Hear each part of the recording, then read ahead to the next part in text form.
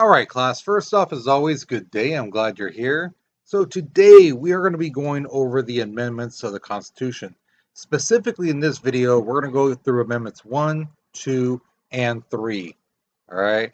Now, before we begin, I just want to say I do apologize. I know some of you guys have been waiting for this video, but again, I just had a lot going on and I just had some delays. But now here we are. So, let's go ahead and get started. All right, so here is your warm-up picture. Now, the question to this form is basically saying, what do you think this artist is trying to say about our Bill of Rights? Now, we kind of touched on it a little bit, but you guys may have forgotten. But the donkey and the elephant represent two political groups. You know, one starts with a D, one starts with an R. Okay, and so use that to answer this question. And it also, what are they using to justify them um, chopping down the tree? What are they using to justify it? Okay, so go ahead, write your response. Okay, pause the video because we're moving on in 3, 2, 1. All right, so in our Constitution, we have 27 amendments. Some countries, they have like 87, 91. Some have like 162. Some have like 200, 300. Why? Because their amendments are very specific. You know, you cannot do this, you cannot do that, you can do this, you can do that. Um, as you're going to find out in our amendments, they're very vague. You know, the example I gave in class of the word vague would be like, if your mom asked you, you know, you're going to a party Friday night, and she asks you, when are you coming home? And you say, later. Well, when's later? I don't have that on my watch, you know. So that's being vague. You're not saying an hour, you're not saying in 3 hours, 8 hours, you're not even saying the next day. You're just saying later. That's being vague. Okay. So that's how our amendments are in the Constitution. Now, the Bill of Rights, you may have heard that term before. What does that mean? Well, those are the first 10 amendments in our Constitution. Some say that they're the 10 most important ones. That's up for debate. That's if what you believe in, things like that. But we are going to look at the first three today. Okay? So let's look at the First Amendment. And this is what it says on the Constitution, word for word. Congress shall make no law respecting an establishment of religion or prohibiting the free exercise thereof, or abridging the freedom of speech or of the press, or the right of the people peacefully to assemble and to petition the government for a redress of grievance. All right, let's start off, let's break this thing down. First part, Congress shall make no laws respecting establishment of religion. Freedom of religion, the very first thing in our Constitution. So whenever you hear people say, this is a Christian country, I'm sorry, no. It's the first thing in the First Amendment, freedom of religion. You can be any religion you want in this country. You want to be Christian? Great. You want to be Catholic? Great. You want to be Muslim? Great. You want to be Buddhist? Great. You want to be Scientologist? Fine. You want to be a Mormon? Terrific. It doesn't matter. Okay? The only religions the United States really doesn't recognize are religions that like ask for sacrifice people and like goats and things like that. They tend to be like, no, no, no. Anything that basically makes you kill for your religion, you know, as a sacrifice, like just on a Sunday. Yeah, no. No, no, no, no, no, no, no. That's not good. If you want to join a religion where you basically worship Family Guy, sure, go for it. You have that right. Okay. The next one is that's where some problems come about. The freedom of speech. Now, I've heard students say all the time, oh, I have the freedom to say whatever I want. I can say whatever I want to anybody.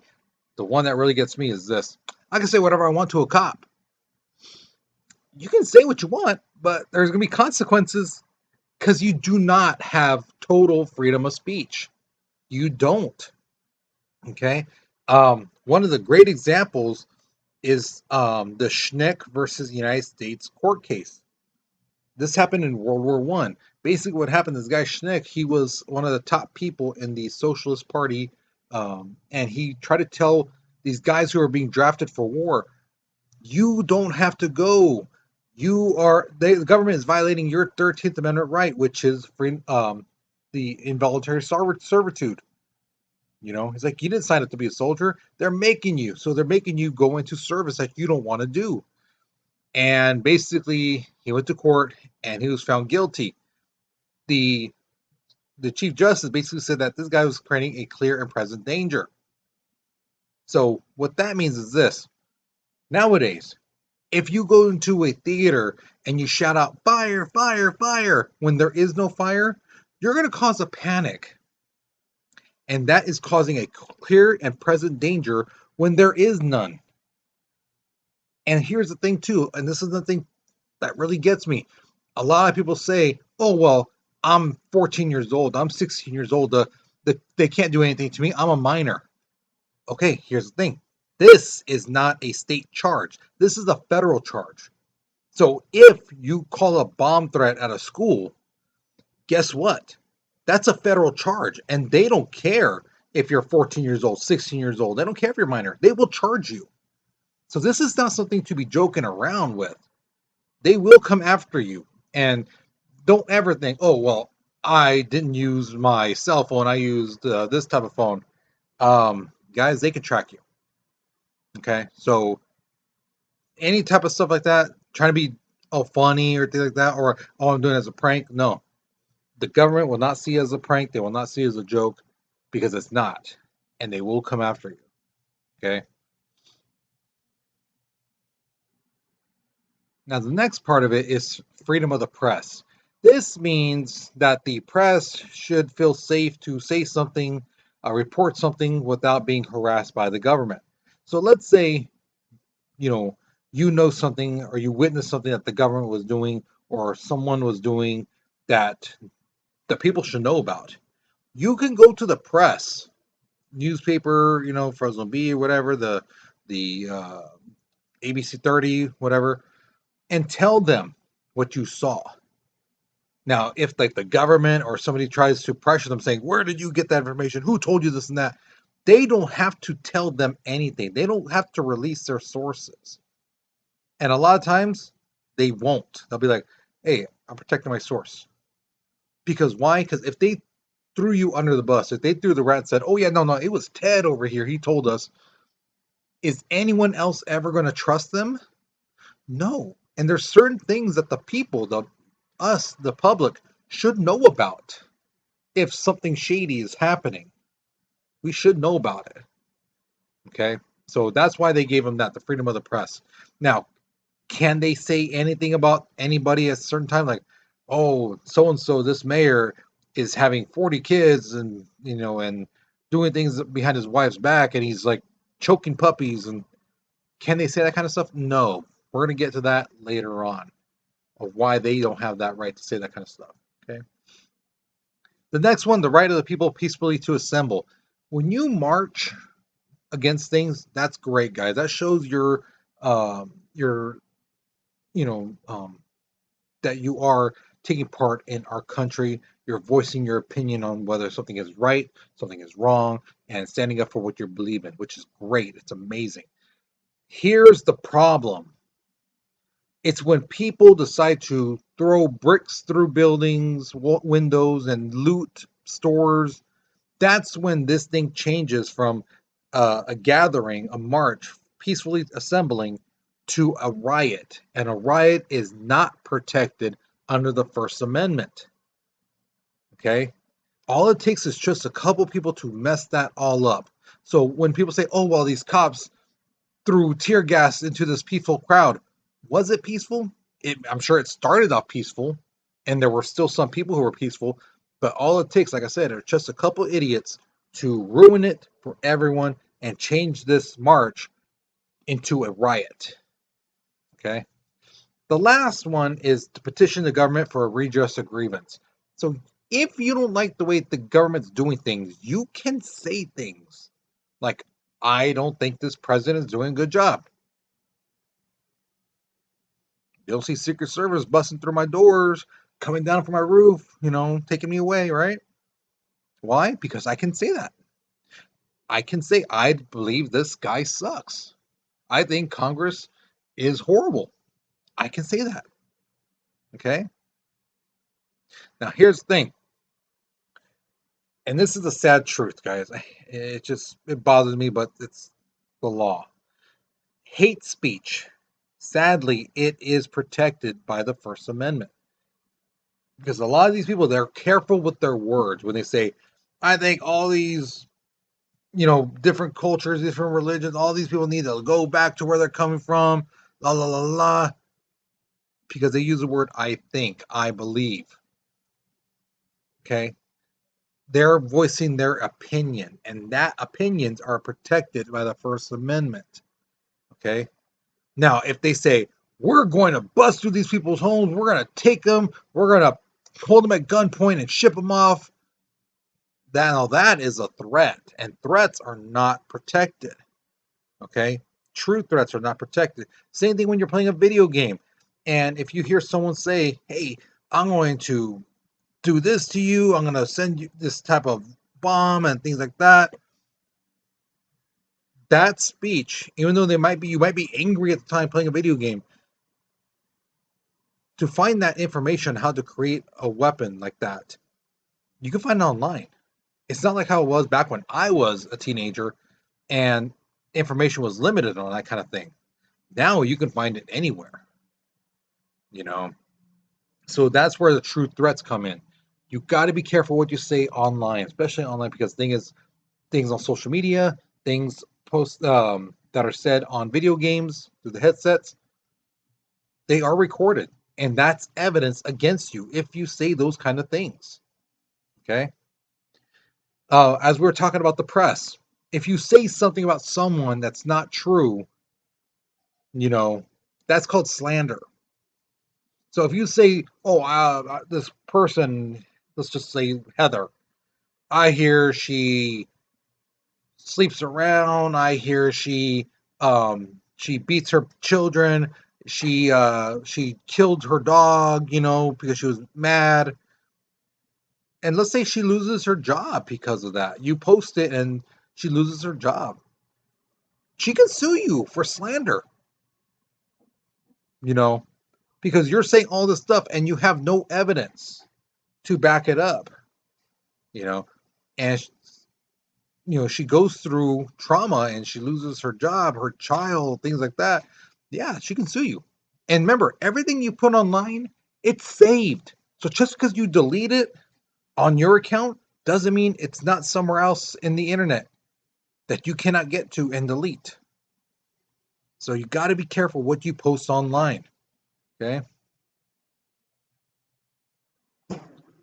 All right, guys. So now on this middle part of your worksheet, what you're going to do is you're going to basically go through these on A, B, C, D, all the way to I, and write down, is this protected by the First Amendment? All right. Is it protected? Yes or no? Now, I'm going to go through the first two with you, okay, and explain why. Okay. So A says posting, I think Congress is worthless on social media. Now, is that protected by the First Amendment? Yes, it is. Because again, two things. One, I think that's an opinion. Second thing is it's a redress of the grievance of the government, meaning again that you can say what you feel about the government. Okay, it's not a threat. You're just putting your opinion out there, and your opinion is on the government status, whether it's good or bad. Okay, so yes, A on your paper, be sure you put yes. Okay, B says spreading a rumor about a guy you don't like on social media. Okay, here's the thing, that is not protected. Now, why isn't it protected? Because the key word was the third word in that part, rumor. Is rumor supported by facts? No. Rumor is just basically off of anger or trying to discredit somebody for whatever reason, things like that. So a lot of times there's no merit to it. All right. There's typically no merit to a rumor. So if something, especially if the rumor gets really, really bad, then yeah, it's definitely not protected. But in this case, for all intent purposes, no, it's not protected. So you got to be careful. And then two, it's on social media. That's proof. So if somebody says, "Oh, this hurt me physically, emotionally, la la la," and then you can't say, "Well, it was just a rumor." No, it was posted on social media, and it's probably more likely spread. So no, it's not protected. Okay. Now, what you're going to do is again on C, D, E, all the way through I, you're going to say is it protected or not. Now, here's the kicker before, hopefully, you didn't fast forward the video. Two of these, it's a yes and no. And let me explain why. There are two of them that are yes and no, and that's because you need a little bit more information to it. It's kind of like it could be either one. So again, between C and I, there are two of them that are yes and no, but the rest of them are either a yes or a no. So again, only two are could be either one. Okay, so go ahead, go through that. Okay, pause the video because we're moving on in 3, 2, 1. Now, one of the more controversial amendments we have is the Second Amendment. Okay. Now, before we begin, I just want to say I am not one of those big old gun nut people who thinks like everybody should have a gun with their bagel in the morning. But I'm also not one of those people who's like, guns are what's killing the world and things like that. If we got rid of guns, everything in life would be perfect. No, I'm not one of those. Okay. Just letting you know, my position is guns are tools. All right, so I see both sides, but I'm nowhere near those far extremes. But I know people who are. So I'm going to tell you how they see it, okay? Now, the real big gun nut people like to look at that bottom half. The right of the people to keep and bear arms shall not be infringed. Yeah. It's like, okay, what about that first part? Oh well, that was back then. They didn't know about that kind of stuff. No, the focus should be on that second half. The right of the people to keep a bear arms. That is the most important part. No, if you're gonna pick apart things, then you got to pick apart everything. You cannot just pick apart just little things that fit your beliefs and your agenda. No, the Second Amendment states a well-regulated militia, which is again citizen soldiers, being necessary to the security of a free state, the right of the people to keep and bear arms shall not be infringed. Why did they have this back then? Because again, in the 1790s, our army was not that big, and on top of that, our army couldn't travel as fast as they do now. They didn't have cars. They didn't have airplanes and things like that.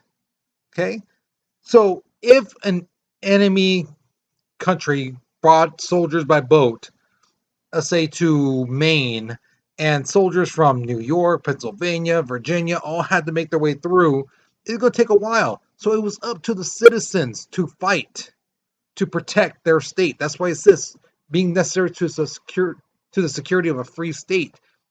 It's your job as citizens to protect your state from invaders. Why? Because our army was tiny and he needed citizen soldiers to protect it. Okay. Okay. Nowadays, our military is amazing. We have the greatest soldiers on earth. We have the best weaponry. We got some stuff that people don't even know about, and chicken is done. But here's the thing. Here's the thing. Do we have a thing where we should have guns protect our families and things like that, our property? Sure, absolutely. But at the same time, do you need a bazooka? No. Do you need a Gatling gun? No. You don't need a mountain machine gun to protect your home. You're going to destroy it. And don't give me that stuff about going hunting. Really? A 50 cal bullet is going to tear through a deer. So, yeah, don't give me that stuff. Okay?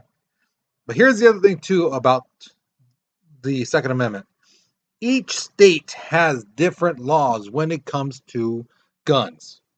Okay, some states are very lenient on guns. Some states are very strict on guns. Okay, and just because you come from a state where the gun laws are very loose, like you can carry two of them in a holster, things like that. And if you go to a state where the gun laws are stricter, you can't be like, well, I'm from, like, let's say Texas. I'm from Texas. We can do that here. Well, yeah, good job, cowboy. In Texas, you can do it there. But here in California, in other states, you can't do that. Okay, so just because you're from that state doesn't mean that the laws travel with you. You're going to another state where they have their own laws about guns. So you got to know what they are if you're going to another state with a gun. Okay. The Third Amendment says no soldier shall, in time of peace, or be quartered in any home without the consent of the owner, nor in time of war, but in a manner to be prescribed by law. Now, this doesn't really apply anymore because we have stuff like military bases and barracks and things like that. But back in the day, this was a problem. Um, the government would basically tell people, hey, these soldiers are going to stay at your home. Make sure they have a bed. Make sure they're fed. They're taken care of. Okay. And they would just barge in. This is basically saying, in a time of peace, no soldier can stay in your place without the homeowner saying, yeah, it's all right. Okay. And if there is a war, there's going to be laws of saying what they can and can't do. You know, what's your responsibility? And can they stay there for a day or longer? So that it's going to have to be done by law, which is going to mean Congress is going to talk about that. Okay. But again, nowadays we don't have to worry about that because we have military bases, we have barracks. Okay. So here are my two questions for you at the very end. All right. Should the press be able to write anything they want? You know, what do you think? Should they have the authority to write about basically anything? People's personal lives and, not just celebrities, but also politicians and things like that, the average Joe. The second one is this: not many people read the newspaper. Not many people follow news anchors around, and like listen to them like they used to back in the day, like with like Tom Brokaw and Walter Cronkite and those guys like that. You know, Edward Murrow. People don't follow news reporters anymore. They now follow bloggers and YouTubers and TikTokers. So my question is this: do you think a famous blogger, YouTuber, TikToker should seriously be considered part of the press because people listen to him? All right. Now, remember I told you about those other guys, news people, Cronkite, Murrow. All these guys went to school and learned about morals and ethics and how to explain things, break things down, and tell a whole story. These YouTubers and bloggers, they didn't have to go through that kind of stuff. Even reporters nowadays have to go through, have to get their degree in this kind of stuff. TikTokers and YouTubers don't, but they have followers. So tell me, what do you think? Should they be considered part of the press? Okay. Now, once you finish these two questions, you're done with this lesson. So good job. Congratulations. All right. So you guys, hopefully you learned something new. Hopefully you had a good time with this. Okay. I guarantee you, the Fourth and Fifth Amendment, the next lesson, it's really intense. There's a lot of stuff in it, and it's I'm not gonna lie, it's going to be long, but I hope you listen and you really take it into effect because this stuff does affect your everyday life. Okay, and that's what this whole thing is about, to help you along and for you to remember what your rights are as a citizen. Okay, so you guys, you take care, you be safe, and I'll see you in class. All right.